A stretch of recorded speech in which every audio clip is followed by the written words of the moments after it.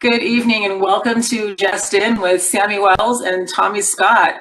This is a special reaction to the Super Bowl that happened this weekend, and today we have our guest joining us, Michael Miller from Southern California. I will say this, there's a lot of folks out there who are ecstatic about the result and a lot of folks who are waiting for the NFL to certify the results.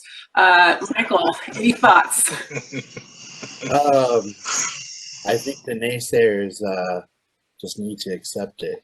It was a win, and I'm happy for Brady, man. You know, it I was a mean, hard he one. broke, what do you call it? He set history, I guess. Yeah, he solidified that he is the GOAT. Like, I hate saying that being a 49er fan, I but mean, no, but you're right. Who else is going to achieve what he's just achieved? I don't I can't really foresee. Dak Prescott. Look, I mean, What year is Dak in real now? to real, it's going to be a while. I'm not going to sit here and say that it can't be done, but it's going to be a while. And I kind of thought that this was going to turn into this kind of like passing of the torch type of thing, and I'm so glad it wasn't. I'm so glad it wasn't. I'm so glad that, I mean, I like the Chiefs team. They've been really great and they're fun to watch. But it's so good to see them put in their place. Like, they got the smackdown, man. It was just all around just perfect football from Tampa Bay. And it rings true with the fact that it's like, and as much as we want to get away from it, as much as it's exciting, it's been the case since the dawn of time. Offense wins games, defense wins championships. Plain and simple. Yeah, I mean, the Chiefs were completely ineffective. Hey, and let's give where credit is due. The line, both defensive and offensive line, they were solid. They really did win this game. Mm-hmm. Well, I mean, when Dominican Sue is one of your defensive linemen, and Pierre Paul's one of the other ones, you might have a leg up on things. I mean, I would give the Chiefs had their issues with their starting lineup on the line with folks being unavailable. But even if you consider if you just look at the game plan and the patience, it's really that was the amazing part with the Buccaneers was the patience that they played. Because when you rewind to last year, the Niners were up, they pick off Mahomes, and they're thinking, okay, game's over. Now we can start, finishing this off and do all this. And defense broke down because they lost their patience. And, my biggest thing with Kansas City, as you talked about putting them in their place, is Kansas City has this huge, big playability. Huge. But if you make them earn it, they falter. They win when everybody comes along and says, well, now we have to make sure that they gain 0 yards. And that's when things get broken apart. When you simply say, you know what, fine, you want to run for a first down? Go ahead. Run. Go ahead, Mahomes, run. We'll give it to you. You're going to have to do that all game to beat us. And if that's what you do, then okay, you'll win. We'll let you win that way. Mm-hmm. But the Chiefs do not have an offense that is that patient. As much as I love Andy Reid, none of his teams have ever been that patient. And it was almost like the defense for the Buccaneers went out there and said, I know how we beat Kansas City. We're going to bore them to death. And, hey, it worked. All they did was say, we're just going to do our best. We're not going to let you get on top of us. And for whatever reason, Kansas City kept trying to push that. And it's one of those games where you talk about passing the torch. One of the things that has made Tom Brady so good and so freaking annoying is he's got to be one of the most patient people to ever walk the planet Earth. He will, okay, throw for 4 yards. Okay. He'll do it. He'll have like 79 completions on 84 attempts, average 3.5 yards an attempt. Okay, fine. But he's one of the few that could do that. Even when you look at like Peyton Manning, we all know he was definitely great. Not the GOAT, but definitely great. And that was his biggest Achilles heel was, hey, I can go 40 yards down the field and it's slow, but then I'm antsy. I need the next 30 yards right now. So I'm not going to do what got me here in the first place. That's where Tom Brady's like, I don't care. I'll just do this piece by piece. So it was the fun, boring game to watch. I mean, I think that played out though. Exactly right. Brady had patience, and you could feel Mahomes getting antsy and desperate at times, and none of those times those tries even worked. So it definitely made the difference that experience of saying, yeah, I'll do this all day if you want me to, versus the I have to do this now, sort of excitement that is hard to corral and get power behind, Right. Yeah. I think the most exciting thing to me about the game was Brady and Tyrann Mathieu jarring at each other. I think that was the most exciting thing of the game because that was the most competitive thing in the game. So, I picked the Chiefs to win because I just thought that, Patrick Mahomes is going to do his magic. And like I said in our previous show, that it was going to come down to defense. One defense showed up, the other defense did not. So, it was a very, impressive win by Brady.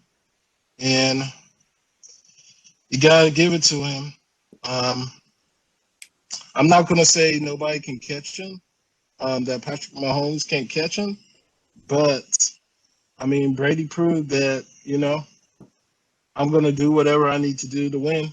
And he did. Consider this. When it comes to catching Brady, right now, I didn't look at this part, and I wish I did. That way it could be more specific. But when it comes to catching Brady, if somebody did everything perfect, everything that they could, had no setbacks to catch him, I think it would still take another 5 or 6 years to get there. Like when you're good enough that somebody being perfect would have to be perfect for 5 or 6 years, that's not a small thing. It's not. Nobody's catching him next year. Nobody's catching him the year after that. The best you can hope for, and that's if you don't add value to the fact that somebody has been. You've been to 10 Super Bowls. You don't, and if we're not adding any value for the 3 losses, that's the only way you get there because he's got 7 wins on 2 different teams. One team he was with for 1 year. Who does that? Well, that's the great part for Mahomes is he has time, right? But I just feel like this game over this weekend was Brady basically saying, you know what, you can be a GOAT too one day, but not while I'm playing. But not today. 100%. I agree with that. To be honest, or go ahead, Mike. No, go ahead. No. Now, my thought was this. If Tom Brady retires tomorrow, not going to happen, but let's say he does. That means that we're wrong. Mahomes would never be able to accomplish what Tom Brady did. And the reason being is that coming second is always harder than the first. And he's already lost to Tom Brady. So Mahomes goes to 10 Super Bowls. And let's just say he wins 9 of them. There's always going to be this question of, yeah, but the other guy that he's supplanting beat him. That's one of those like, so it'd be one of those, they're both really good, right? Just a thought. It's like now they have to repeat this next year and Mahomes needs to win. Otherwise he just, he'd have to have a huge body of work. Let's talk about this. Let's say he does retire. What do you think about this? Do you think he's going to retire? You think he's going to? No, there's already reports that he is going to The Bucks are getting him an extension to go past just this year too, because he only signed a 2-year contract worth $50 million. So he's getting $25 million this year and then $25 million next year. But they're working on an extension, so you could see Brady play past 45. He might say, "Oh no, I'm not gonna retire. I'm gonna stay here till probably I can do this till I'm 50." I'll do this till my hips start hurting. And that's the thing. Tom Brady does not like to lose, right? He doesn't like that, obviously, right? You're a quarterback and you're going to go take on the honey badger. Yeah, good luck with that one, buddy. But I would imagine that Tom Brady, he likes to win too, right? Doesn't like losing, likes to win. I would imagine he's going to go until he can't. When he reaches that point where he feels like I just, I've fallen off to the point. He's not. I don't see Tom Brady as one to go out there and embarrass himself. And it's like, yeah, he's lost a little bit over 10 years ago, right? But even then, that was it the first touchdown or maybe it was the second one, right?